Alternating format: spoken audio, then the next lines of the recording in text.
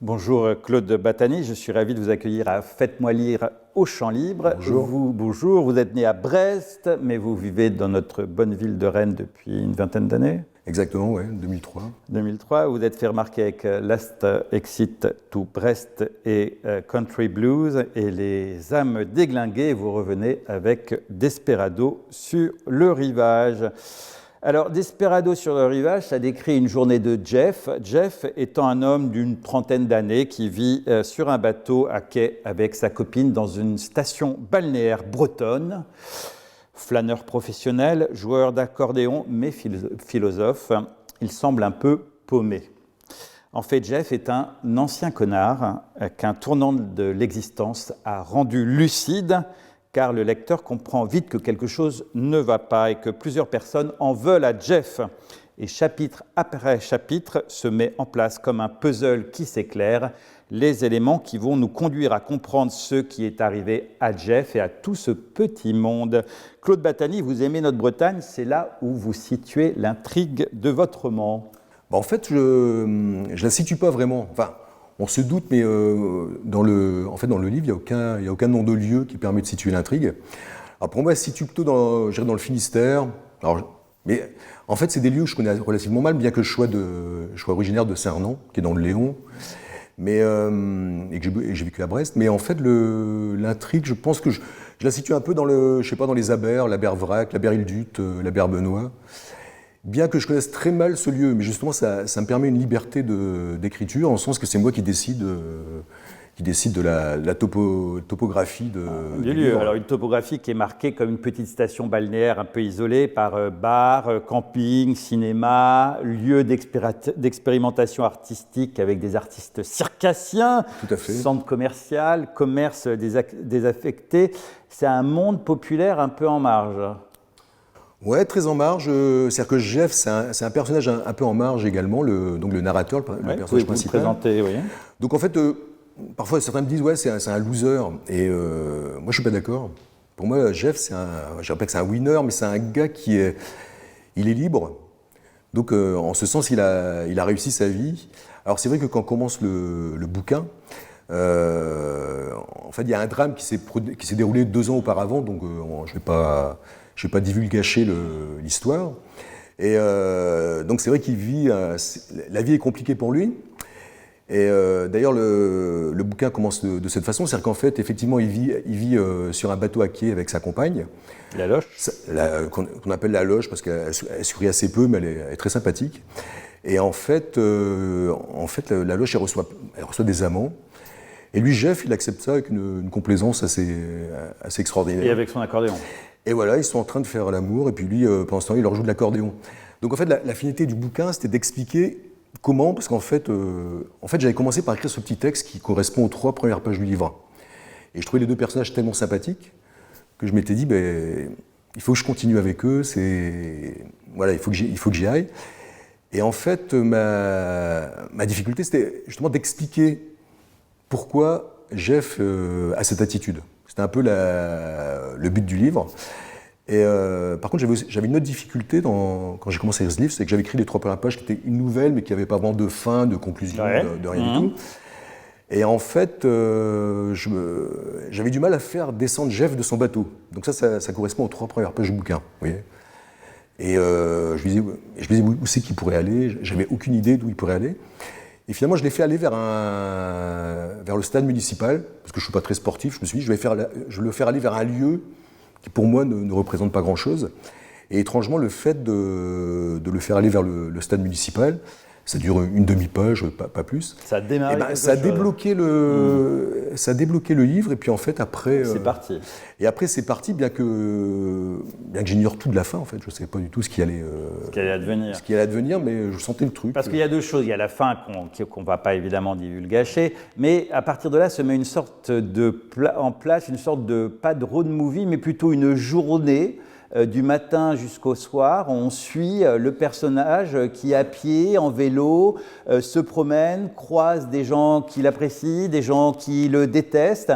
Et à travers tous ces personnages, on apprend une petite clé qui va s'accumuler avec les autres clés pour révéler ce grand puzzle qui va nous permettre de comprendre ce qui s'est passé. Pourquoi vous avez choisi cette exposition finalement assez classique, de tout situer avec une unité d'espace, hein, dans une sorte de vase clos quand même, et une unité de temps et de lieu comme ça?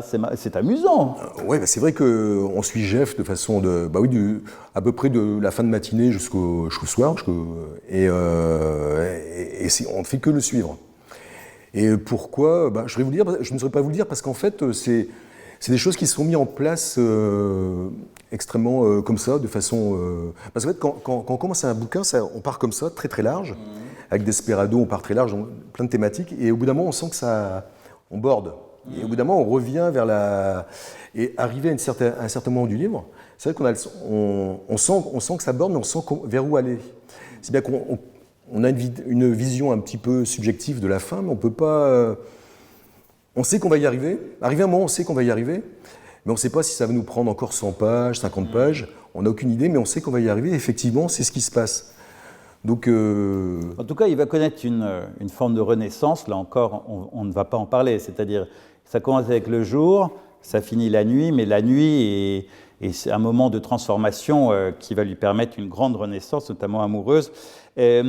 Il y a quelque chose de très étonnant, sympathique dans votre ouvrage, c'est que tous les personnages, pas seulement Jeff, utilisent un langage populaire, mais un langage populaire matiné de sophistication, c'est-à-dire employer des termes d'un langage courant, voire argotique, mélangés avec des références philosophiques, des considérations spirituelles en matière de psychologie, de regard sur les autres.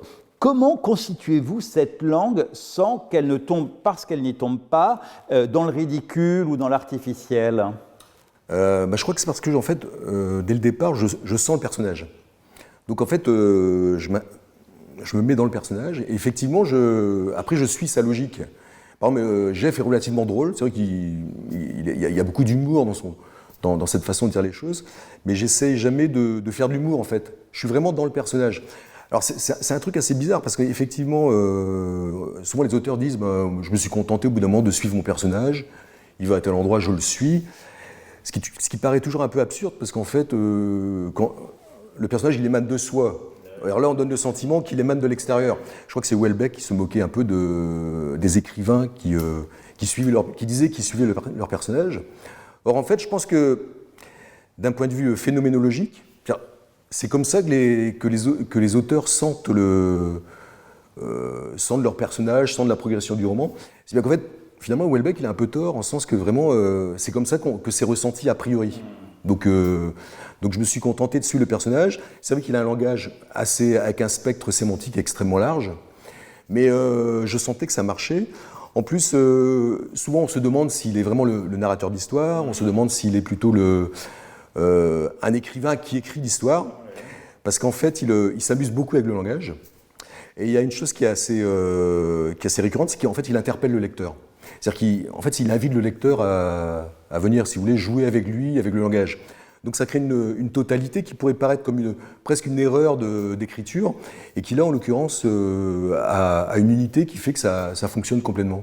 Oui, alors ça fonctionne d'autant mieux qu'il y a quelque chose d'une grande fragilité en lui, mais d'une grande finesse psychologique, d'une grande autodérision qui fait que son invitation à devenir ami avec lui, parce que c'est ce qu'on fait, fonctionne bien parce qu'il nous place finalement au cœur de l'humain, parce qu'il y a un truc désespéré en lui, en même temps quelque chose plein d'espérance. Eh bien, on peut retrouver en lui quelque chose qui nous parle à tous.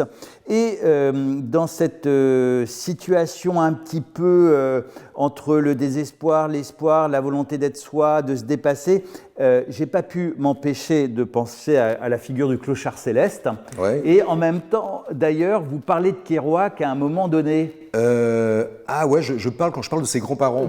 Parle de ses grands-parents. Et je me suis amusé parce que finalement, Jeff, il a quelque chose du clochard céleste dans l'héritage de Kerouac, même si c'est une toute petite ligne que vous donnez que vous attribuez à ses grands-parents. Et on a l'impression que continuer quelque chose dans cet espace clos de la Bretagne à un moment donné, d'un truc un peu pas beatnik, mais en tout cas Bah, ses parents, ils sortent des années 70, des années 60, 70, Ouais. donc en fait, c'est vrai qu'eux étaient vraiment plutôt des beatniks et ils ont atterri là, dans ce coin de Bretagne en groupe. Donc en fait, il y a toute une histoire que je raconte effectivement pour parler de la famille de Jeff et de toute son histoire, parce qu'en fait, c'est vrai que c'est un livre où il y a beaucoup de flashbacks en fonction de ce que Jeff, des rencontres que fait Jeff ou des lieux qui le hantent et qui lui rappellent de. Donc en fait, on est dans le présent et en même temps, il y a beaucoup de retours en arrière qui permettent d'expliquer Parce que malgré le fait que je dise que c'est un roman qui finit relativement bien, bon, le drame est quand même le drame dont il est accusé alors qu'il a.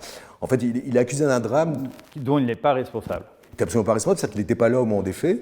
Mais néanmoins, il y a des éléments scénaristiques qui font que il y a des ambiguïtés.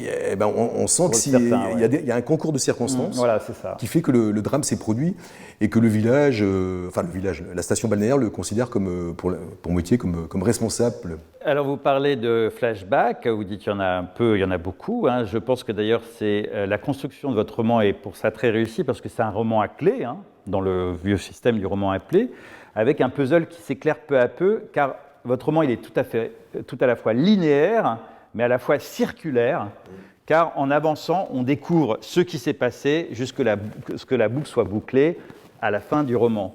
Comment avez-vous construit cette construction à la fois linéaire et circulaire? Alors, si vous me permettez 2 minutes, je vais vous expliquer un truc. C'est la différence que je fais entre un scénariste et un romancier. Alors, on prend une feuille de papier, on trace une ligne horizontale, et on va considérer que c'est le niveau de la mer. Et donc, c'est aussi la ligne narrative, donc la ligne de l'histoire. Et bien, en fait, si vous voulez, le scénariste sera dans un avion, au-dessus de la mer, et le romancier sera dans un sous-marin. Et en fait, donc le scénariste dans l'avion, il séquence de façon extrêmement verticale l'histoire, donc il a une vue panoramique de l'histoire, alors que le romancier, il a plutôt une vue il avance par pulsion, donc il a une vue plutôt horizontale, et il ne sait pas trop, il est un peu dans la mer qui symbolise un peu l'inconscient. Et en fait, mais tous deux ont un seul but, c'est de garder un œil sur la ligne narrative. Parce que si mon romancier de sous-marinier va vers les bas-fonds avec son sous-marin, et s'il perd la ligne narrative, c'est-à-dire s'il digresse, à un moment c'est fini, il va falloir qu'il remonte pour son histoire. Ouais. Et c'est pareil, je dirais que si l'aviateur se s'abîme en mer avec son avion, parce qu'il est bloqué sur une séquence, mais il n'ira pas très loin. Donc c'est un peu mais ils ont la même finalité.